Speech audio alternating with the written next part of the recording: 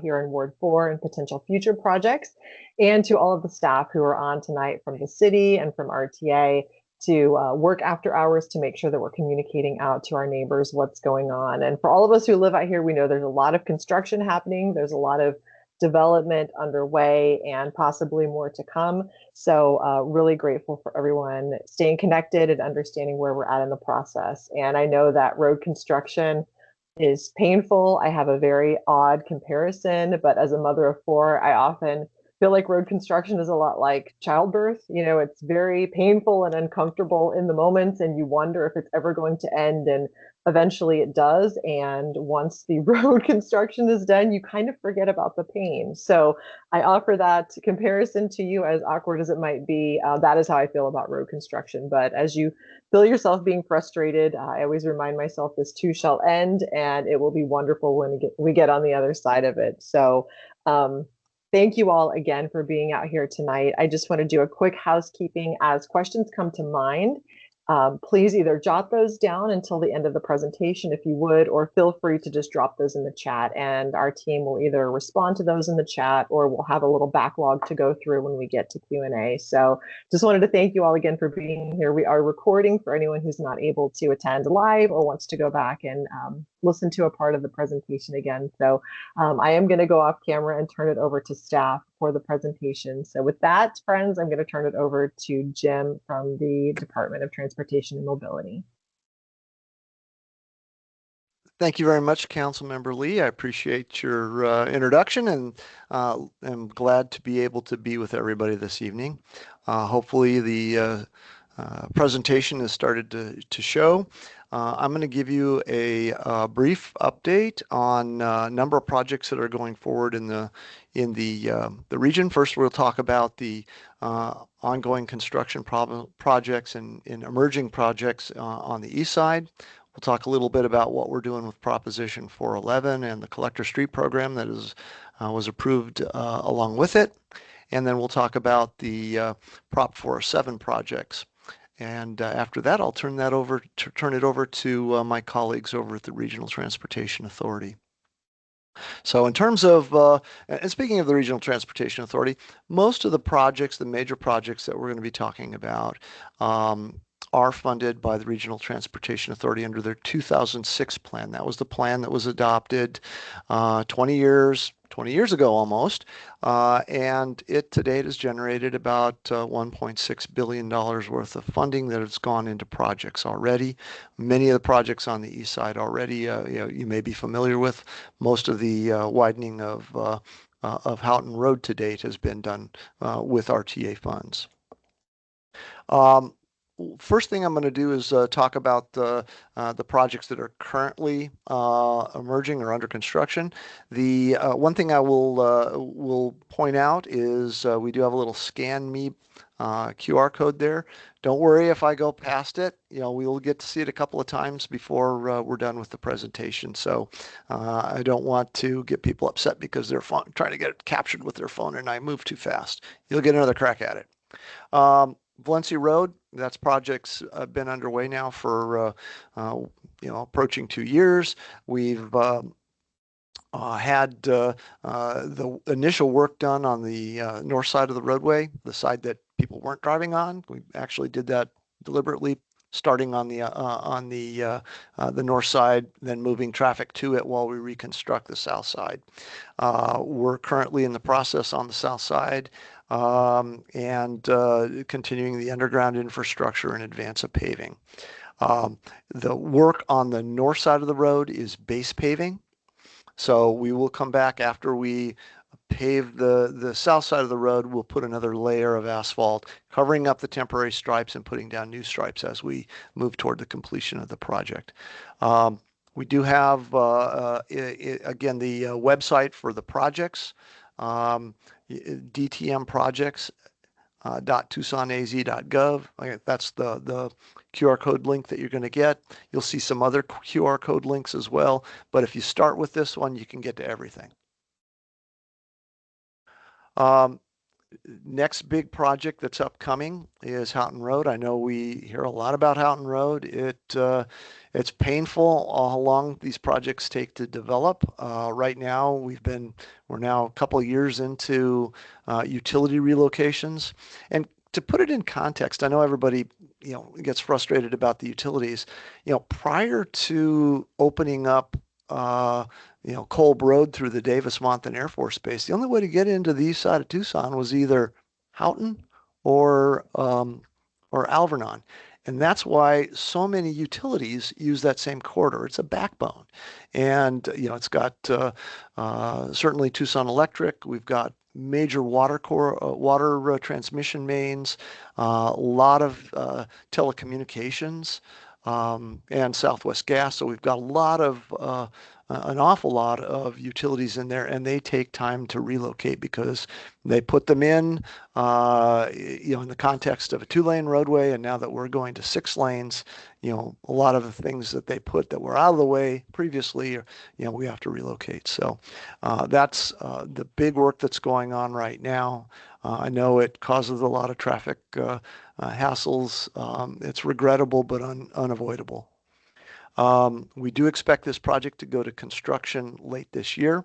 The first thing that when we once the dry utilities, the private utilities, the publicly traded utilities, once they're complete with their work, then we'll start, and some of the first things that we'll be doing will be water line work, and there are some major water improvements that need to go in with this as well.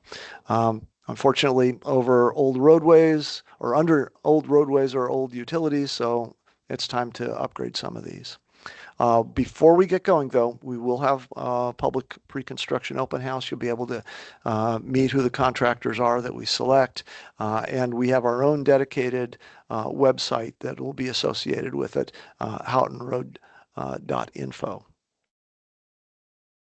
One of the next projects after Houghton Road will be moving on to 22nd Street. That goes from Camino Seco to Houghton. So we've got a couple of miles of 4-lane roadway that we're going to be improving. I know some of it's already 4-lane. What we will be doing is improving the safety of it. And certainly, side benefit, we get new fresh asphalt down there as well. But it will be a much safer corridor with this, with the addition of medians, the widening of the bike lanes, putting in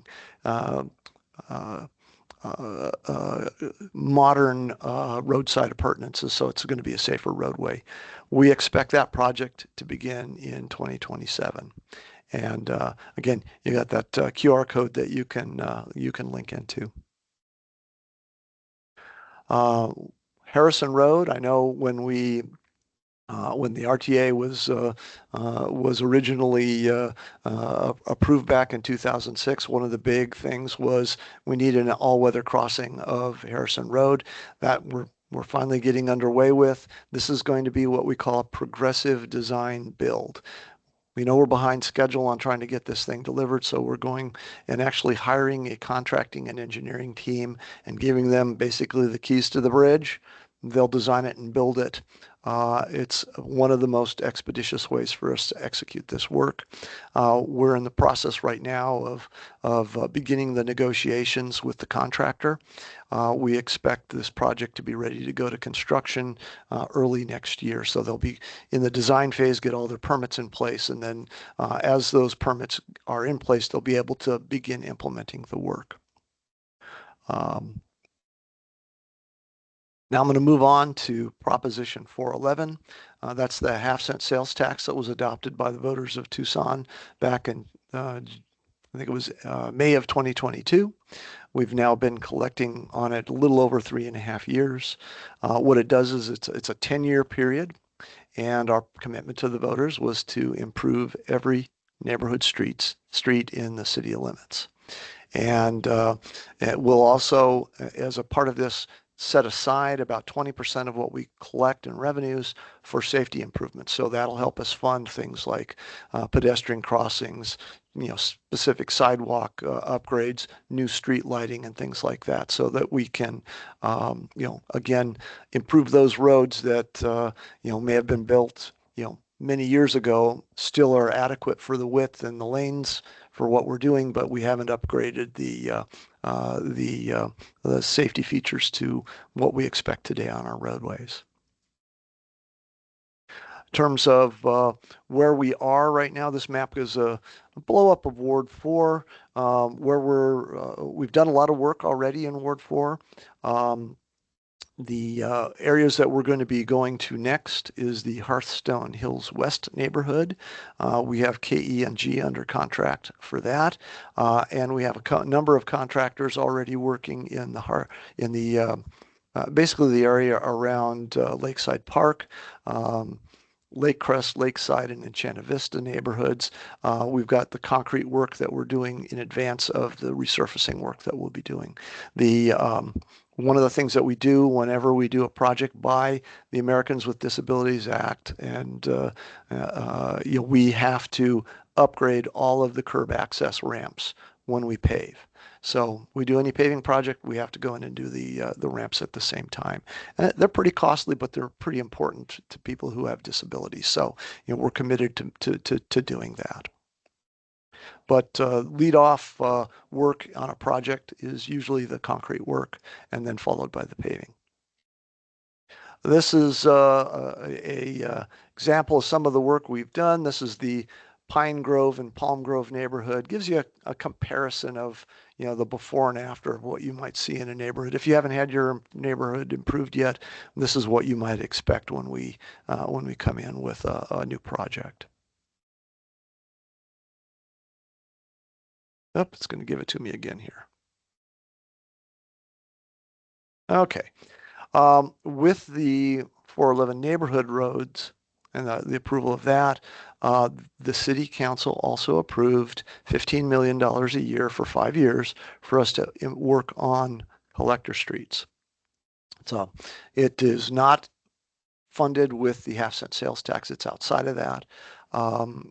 But the council felt it important to begin working on these collector roads. These are not arterial roadways. They're kind of the in-between roadways that serve the neighborhoods to get traffic out onto the arterials. It is, again, a 5-year plan, and I'll show you some of the projects that we've done with that recently. First of all, Sarnoff Drive. I know we've done Sarnoff and Kenyon, north of the Rolling Hills neighborhood work that we did.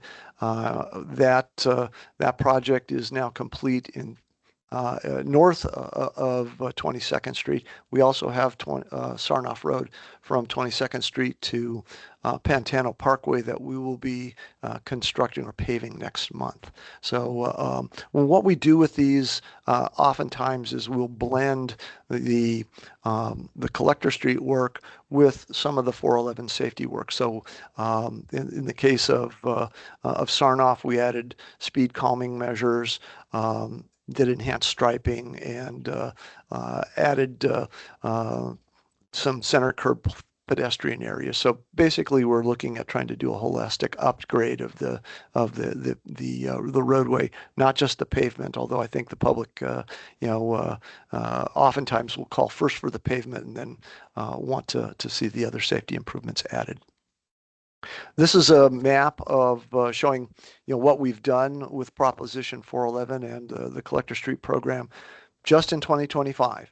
14% of the city of Tucson neighborhood streets have been improved in 2025, and I can tell you that since the election 3.5 years ago, we've done 33 over 33% of the neighborhood streets have been improved. And if you look at what we've got currently under contract, we're almost 39% of the city under contract or improved. I expect that at our 4-year point, we'll have more than 40% of the neighborhood streets either under contract or done. So we are actually approaching or somewhat ahead of schedule. And I would also add we're on budget and on task. These are the collector streets that we've done so far. The ones that are identified in green are with the green arrowheads and text. Those are complete. The ones in blue are the ones that we're currently working on. Actually, the Roger Road one that's shown up in the upper corner there, I should have updated it to green. We had a ribbon cutting on that last week. Nice piece of work up there.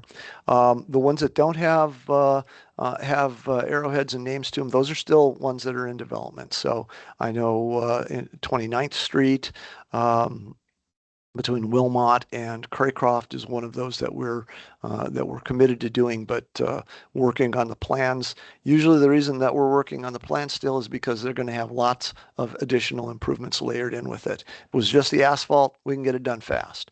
But adding in street lighting, sidewalks, and other safety devices takes a little time for us to get it designed right. So those projects take a little longer.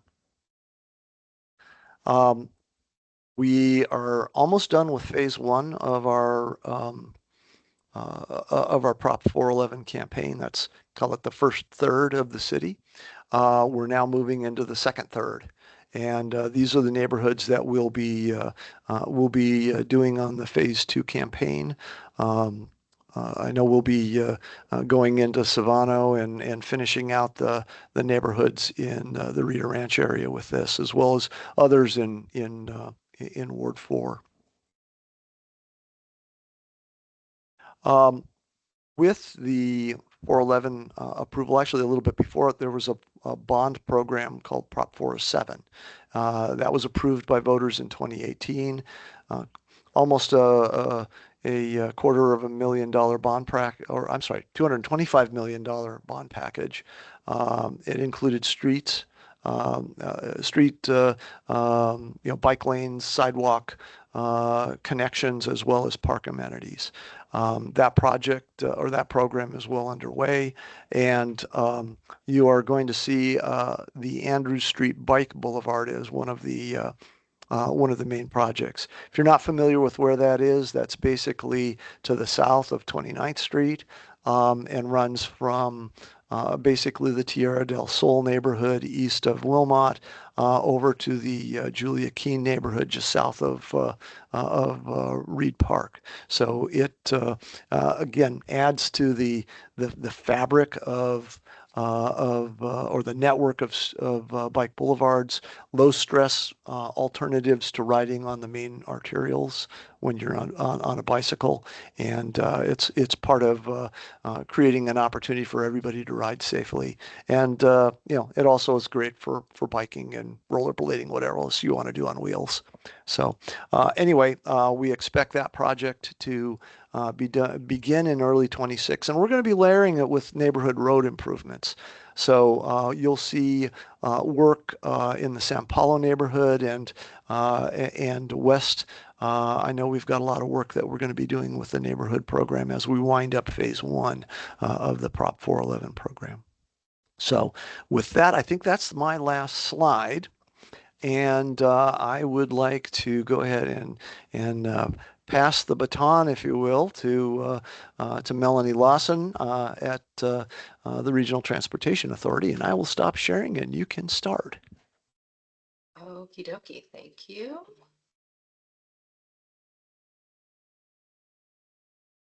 Okay, can everyone see the slides? Okay, wonderful. So thank you. My name is Melanie Lawson. I'm the Public Outreach Director at the Regional Transportation Authority, or RTA.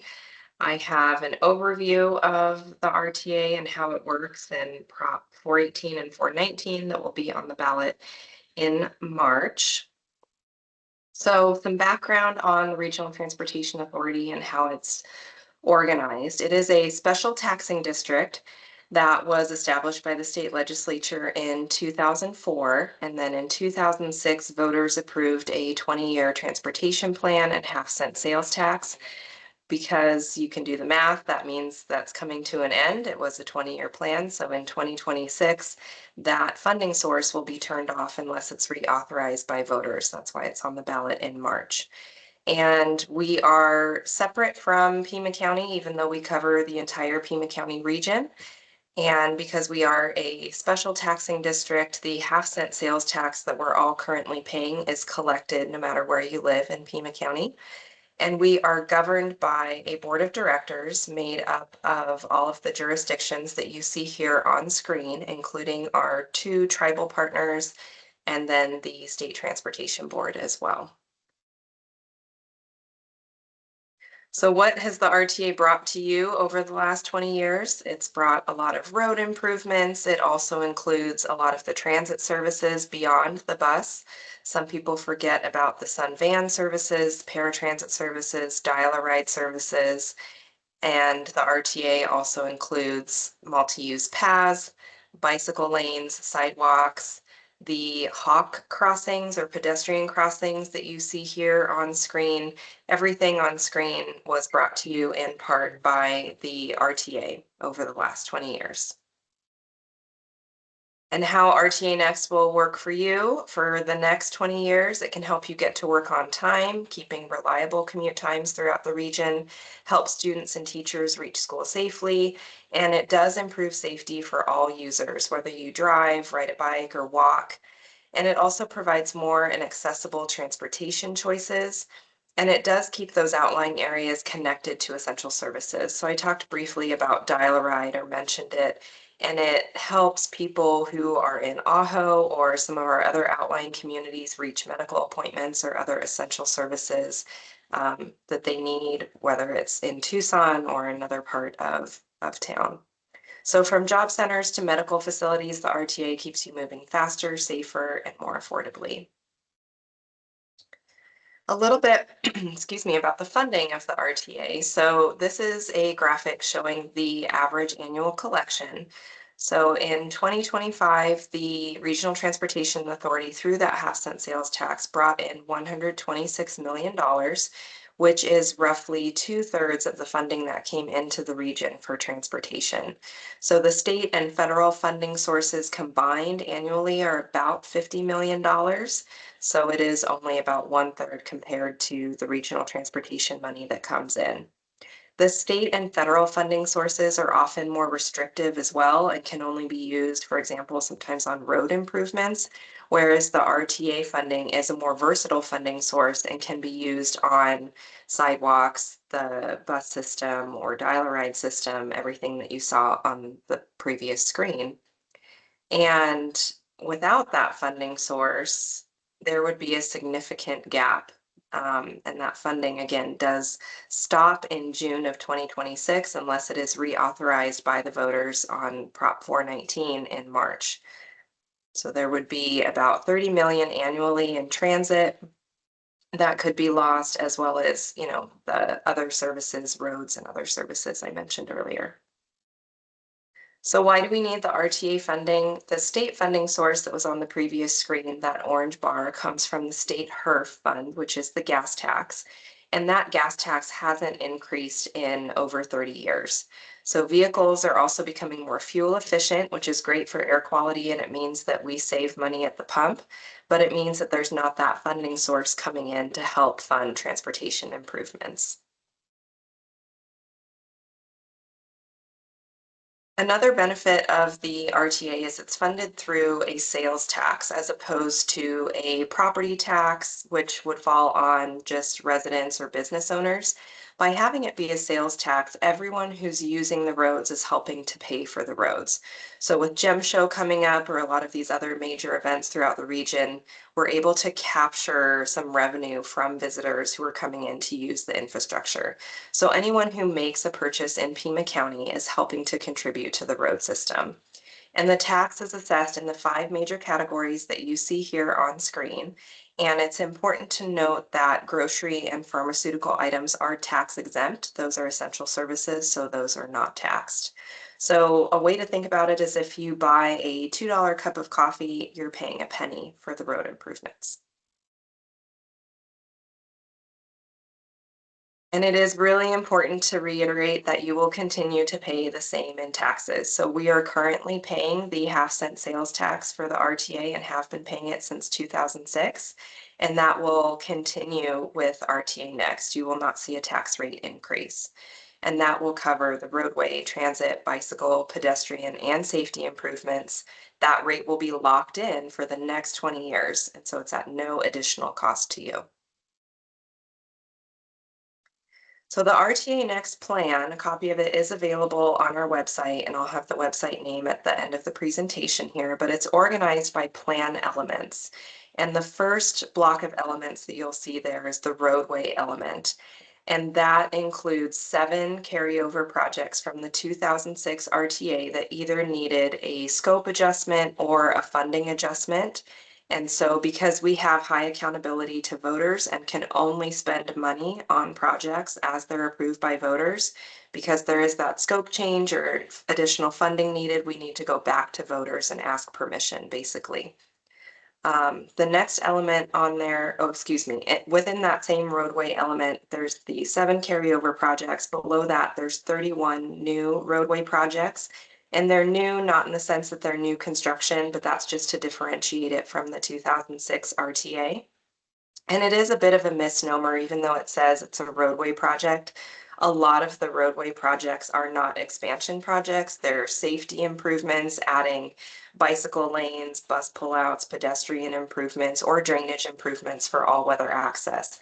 So even though it's under the roadway element, it does improve safety and includes alternative modes of transportation as well.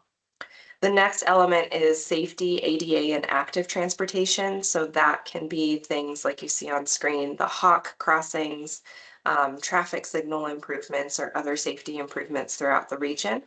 There was a study completed by the University of Arizona that looked at the hawk crossings, which is that second picture here on the right. And installing those does reduce pedestrian crashes by 50%. Whether or not people use them, there might be additional public education or awareness campaigns out there that need to be made, but installing those and having that available does reduce pedestrian crashes, and that can continue with RTA Next.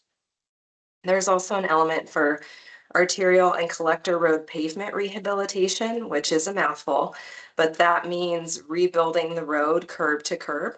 So we cannot fix potholes and do the neighborhood road street maintenance that Jim talked about, but what we can do is go and rebuild an entire road and make that pavement last 10 years or more is what we've been able to look at and sort of codify with some of the changes that we're making.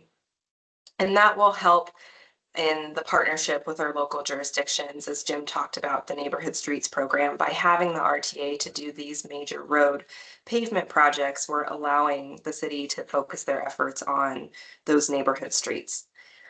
For the environmental element, that includes wildlife linkages, which are not just beneficial for the wildlife. You can see the crossing here, the third picture down on the right, but it also helps to reduce vehicle crashes. And if you drive at night, you don't want to hit a javelina.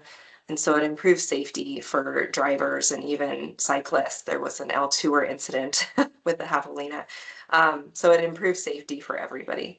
And then lastly, transit, which includes not just the bus, but also the paratransit services and the dial-a-ride services throughout the region that do help keep people connected to everyday needs.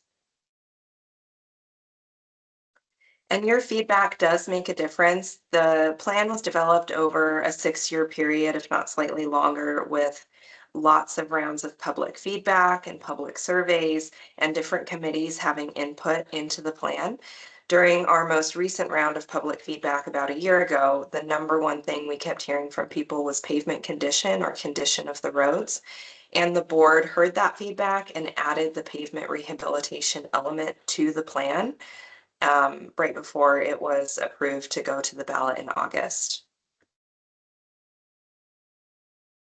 So this is a map of the region's network. This is the base map showing the major roads in the area pre-2006 RTA. And then the green are the 2006 RTA projects that were completed. And then the blue are the RTA Next projects. So you can see how over the years the plan is building upon the successes of the 2006 RTA. The circled projects are those 7 carryover projects from the 2006 RTA that are going back to voters for either a revised scope or additional funding. And then the blue dashed line that you see is to just differentiate it, to note that it is a study. It's not construction of the road. It's a study and maybe some funding for early activities such as right-of-way acquisition to see if that's a viable connection between I-19 and I-10. Beyond roads, there were a lot of other improvements that were made. This is a map of the bicycle and pedestrian improvements that were completed throughout the region. And then here is a map of the signalized pedestrian crossings that have been installed with RTA funding. These maps, I know I'm clicking through them kind of quickly, they're available on our website as well.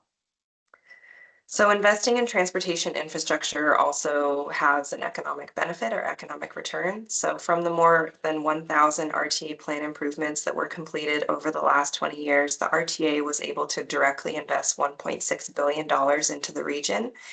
And that resulted in more than $3 billion in public and private investments total. For this region, it's really easy to point to Houghton Road and the improvements that were made along Houghton Road and all of the commercial and other activity that has resulted from those improvements. There's even a Costco going in now, which I know we're all pretty excited about. And so that's the type of investment that that 3 billion number is referring to. There were also 40,000 permanent jobs that were created, and that's in addition to the construction jobs for each of the projects. And we can expect that trend to continue with RTA Next. So the estimate is 48,000 additional jobs, and that could result in $3.7 billion in total economic benefit over the next 20 years. This study was conducted by Rounds Consulting, and again, a full copy of that study, if you want to dive into it, is available on our website. But without RTA Next investment, we could expect things to go in a different direction. So that study estimated there could be 54,000 jobs lost and 3.5 billion in economic loss as companies maybe look to other locations with better transportation infrastructure, or site selectors choose a different location with a better transportation system. And we share this information not to share too much doom and gloom, but we want people to understand that continuing the RTA or status quo means continuing that for the next 20 years. If you do not continue it, then there will be a reduction in service. So without RTA Next, your everyday life could be affected. Transit riders could see a major cut in services. The roads don't necessarily break overnight, so transit riders would be the first to see an impact if that funding source turns off in June. Patients could lose access to life-saving care, again, with the dial-a-ride system that many people forget about. That connects people to medical appointments in the grocery store. And traffic congestion will get worse, commute times will increase, and those vulnerable and outlying communities could be left behind. So why should you count on the RTA? For this iteration of the plan, the board did learn from the last 20 years. And for this next plan, adopted a more conservative revenue target with a higher probability of success. So for the last 20 years, the estimate that was used for that sales tax collection was actually never realized. We never collected as much as anticipated, which is why there was some funding gaps and why we're going back to voters. This round has a more conservative revenue target with that higher probability of success. And then there's additional line items in the plan for potential additional revenue should we collect above that target. And then that can show the voter how it would be spent. The RTA also has proven financial accountability and project delivery. There are audits that are completed by the State Auditor General's Office every 5 years, and we've passed those without audit findings. Copies of those are available on our website as well. And then, as I mentioned, there was a lot of public input over the 6-year development of the plan with committees and surveys, and that did help set the transportation priorities. And most importantly, voters do have the final say. The RTA can only invest funds as approved by voters on the plan. And if there is a substantial change to the project description, we will need to go back to voters for reauthorization, as we're doing with those projects that are rolled over from the 2006 RTA. So specifically for Ward 4, or the Southeast Tucson area, there are, kind of 5 key projects that people are probably interested in that are more in their backyard. I listed them here, and then the numbers correspond to the numbering system that's on a copy of the plan. So I won't read each project specifically, but you can see, I know I live near the Colossal Cave Marianne Cleveland area, so selfishly that's one, a couple of improvements that I'm excited about and my neighbors are excited about, but you can see there's several things in your backyard here on screen. And then the safety, ADA, and active transportation element and these other elements on screen are a little less prescriptive in that each jurisdiction can submit projects for consideration for this funding. But some of the things that can be submitted are just various safety and active transportation projects. Safe routes to schools projects are included in this element, and then traffic signal upgrades. The arterial and collector road pavement rehabilitation, once I'm done, I'll let maybe a couple others, if there's specific roads in this area that are eligible for that, we can give those as examples, but it would be about 200 lane miles countywide. And then again, environmental, the wildlife linkages, and the transit for expanded evening, weekend, and bus service hours, but then also maybe service area expansion in addition to the frequency expansion.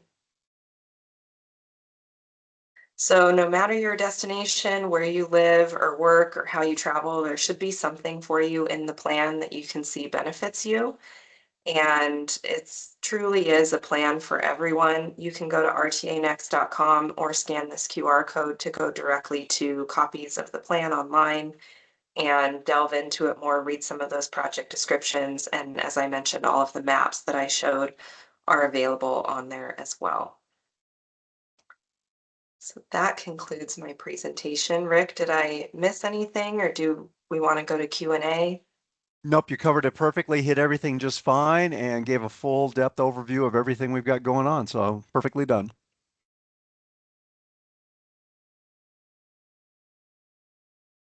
Tanya, it looks like we have a question.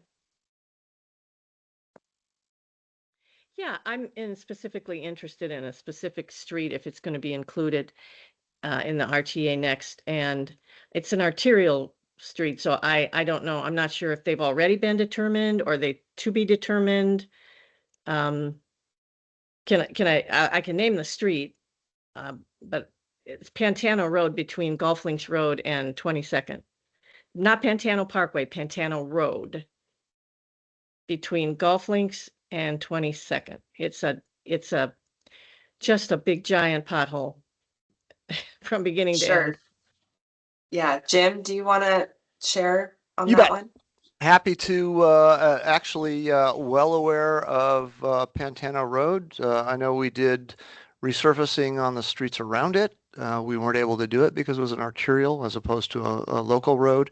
What we're doing, as you saw, the RTA Next plan includes some money for arterial and collector road rehabilitation. It's up to the jurisdictions to decide where that's going to be done. We use, when we're programming the 411 money and all of the prior bond elections, we'd use the Independent Oversight and Accountability Commission as basically the body that makes the recommendations for the road improvements.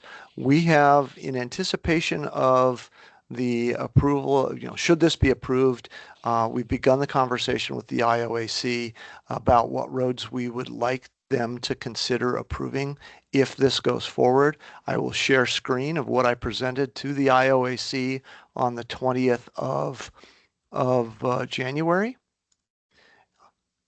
And once it pops up here, I know there are some significant improvements that we're looking or hoping to do in Ward 4. The section of Pantano you're referring to is right here. It is one of our priorities, as is Pantano Parkway in the same length from Golf Links to 22nd Street. And Golf Links is also a priority for us in this immediate area. We know the roads are in pretty rugged shape over there. And we also have identified Irvington Road, Kolb Road south of the Amazon Center down to the Interstate 10. Wilmot Road is in pretty tough shape. We've got the brand new base access off of Wilmot, so that road, which is already one of the worst roads in the region, is one that we would like to address should that be funded. And again, on the very west end of Ward 4, golf links again, basically from Ajo Road. I mean, I know when I drive that regularly, and it's, you come down that at speed, it's tough to control your vehicle just because of the bumps. So these are the things that we're looking at. This is the staff's recommendation to the IOAC. They may, have different ideas. It's a process. Public's welcome to attend the IOAC meetings and weigh in on how they see things. So the next IOAC meeting will be, go figure, right after the election, March 23rd, and that will be held at 5:30 p.m. at the Randolph Park or the Parks and Recreation Administration building next to Randolph Park or in Randolph Park at 900 South Randolph Way. So that, but this is our recommendation. We hear.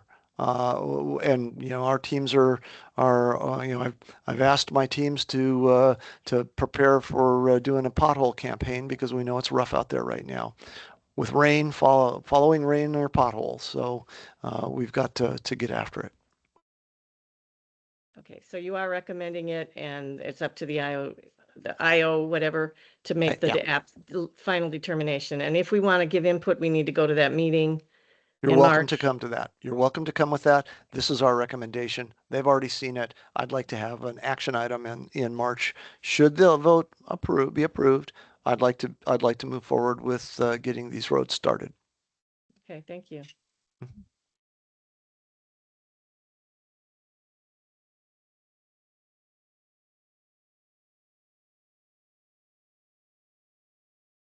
Other questions? Yeah, Frank? Yes, can you hear me? Yes. Okay, yeah, I'm Frank Purdak with South Harrison Neighborhood Association. My question is about the bridge crossing Pantano Wash and Harrison Road. Do you have an estimated start and completion time for that? I don't have a completion time, but I know we're looking at starting in early 2027. And usually a bridge of this kind of scale probably will take 12 to 16 months to build. Oh, okay, thank you. We'll be working with the design. It's a progressive design build team that we're working on. So, as we get the approvals, we want to get under construction. Okay, thanks.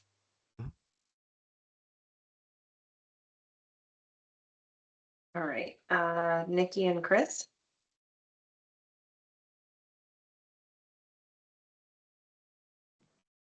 Hi, could we get that information again on the IOAC meeting for Sure, March? Or sure. is that on a website somewhere? You can go to the city council or the city clerk's boards and commissions website, but I will tell you, I mean, it probably isn't there yet. I'm telling you, I will tell you now, March 23rd, it's a Monday, 5:30 p.m., 900 South Randolph.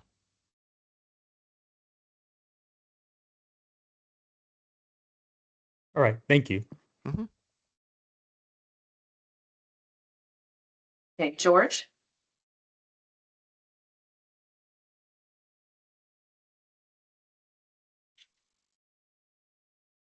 George, I think you're muted.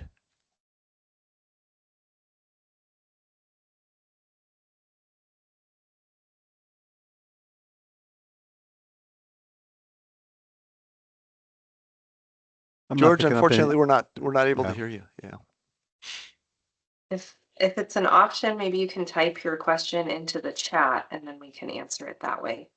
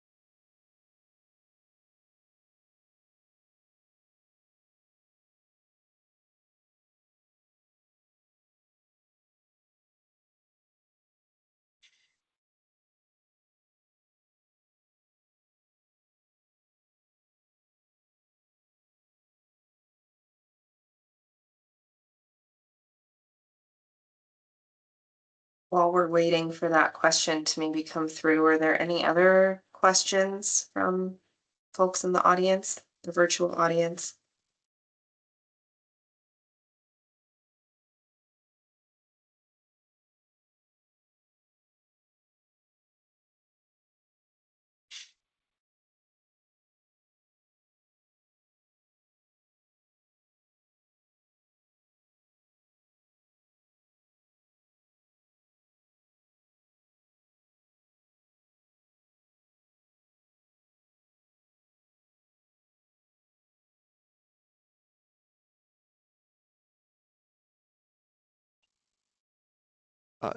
George, I realize we can't hear you. If it's a City of Tucson question, you're welcome to email me. I just put into the chat my email address so you can contact me directly if that's of help. And I see thank you. Looks like Lindsay posted the information on the next IOAC meeting. So thank you very much, Lindsay. Oh, okay, and it looks like the question did come through. So the road in Irvington, when will it Yeah. be done? Or will it be done? Yeah, well, that's a good question. It's not a named project in the RTA next plan. It is one that we have identified at the City of Tucson as being one we would like to do with the arterial and collector road rehabilitation funds. It's something that we need to get approved and supported by our Independent Oversight and Accountability Commission. And if they do that, that would be a priority for me to go out and we know how much effort is that we're putting in just trying to repair the potholes, and it's not enough. What really needs to happen out there is we need to rebuild a 45-year-old road.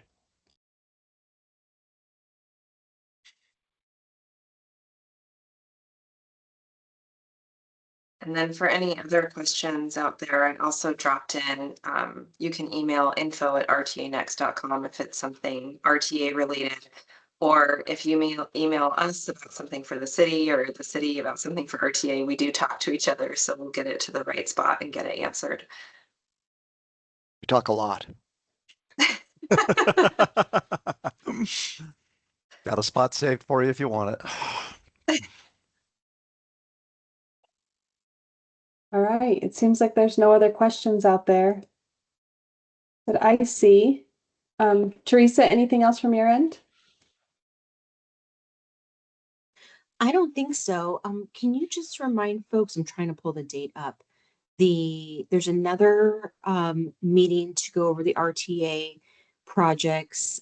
So if you guys have any Yes. additional questions, you can come to that. Do you That's- have that date? Yes, that's in Monday, writing? Thank February you. 9th. Yes, of course. That is Monday, February 9th, and that's an in-person event. There will be the project managers as well as the design team available to answer any specific questions about projects, and that is at the Ward 2 Council office. There's information on our website as well about that. All right. I And I think can cover quickly, Erica, just the timeline for the election again. So it is an all mail-in election. You need to be registered to vote by February 9th. Ballots are mailed on February 11th across Pima County. And you would need to drop it back in the mail by March 3rd. If you miss that deadline, you can drop it off in person, but the locations aren't going to be as convenient as your mailbox. So there are two questions again that will be on the ballot. Prop 418 is regarding the RTA Next plan.